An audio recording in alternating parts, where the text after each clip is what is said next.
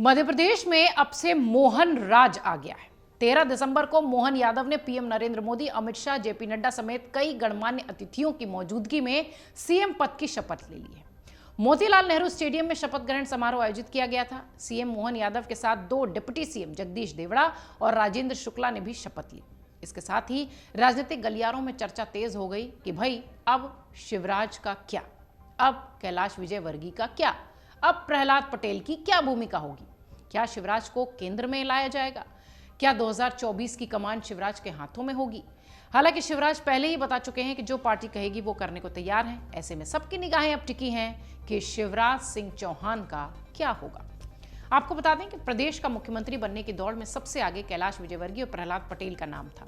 इसके अलावा ये भी कयास लगाए जा रहे थे कि लोकसभा चुनाव तक शिवराज सिंह चौहान को फिर मौका दिया जा सकता है, लेकिन शीर्ष नेतृत्व ने मोहन यादव को मुख्यमंत्री बनाकर यह संदेश दिया कि संगठन अब नई लीडरशिप प्रदेश में तैयार करना चाहती है। नरेंद्र सिंह तोमर को मध्य प्रदेश विधानसभा का अध्यक्ष बनाकर पार्टी ने तोमर को प्रदेश की राजनीति तक सीमित कर दिया।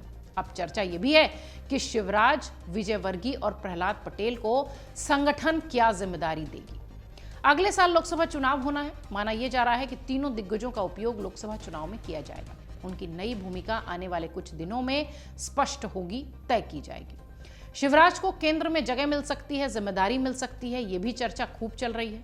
निवर्तमान मुख्यमंत्री शिवराज सिंह चौहान ने बतौर मुख्यमंत्री लंबी पारी खेली है, लेकिन संगठन अब उन्हें केंद्र में बड़ी जिम्मेदारी दे सकता है। केंद्रीय मंत्रिमंडल में उन्हें शामिल किया जा सकता है या फिर संगठन में उन्हें महत्वपूर्ण पद मिल सकता है।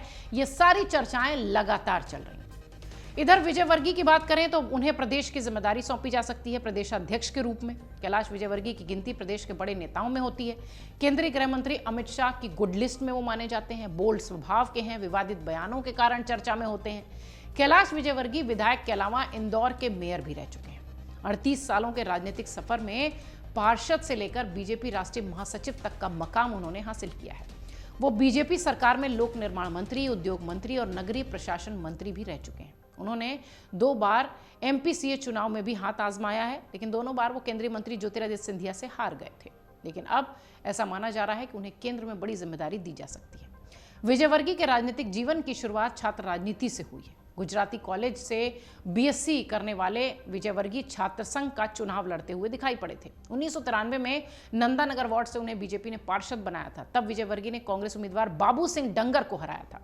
इस जीत के बाद विजयवर्गीय कभी पीछे मुड़कर नहीं देखते दिखाई पड़े। 1990 में उन्होंने 4 नंबर विधानसभा से विधायकी का चुनाव लड़ा था। इसके बाद 1993 में वो 2 नंबर विधानसभा सीट से चुनकर विधानसभा पहुंचे थे। तब उन्होंने कृपाशंकर शुक्ला को हराया था। 3 बार लगातार इस सीट से वो चुनाव जीते, लेकिन साल 2008 में संगठन ने उन्हें महू सीट से टिकट दे दिया। वो 10 साल महू क्षेत्र का प्रतिनिधित्व करते भी नजर आए।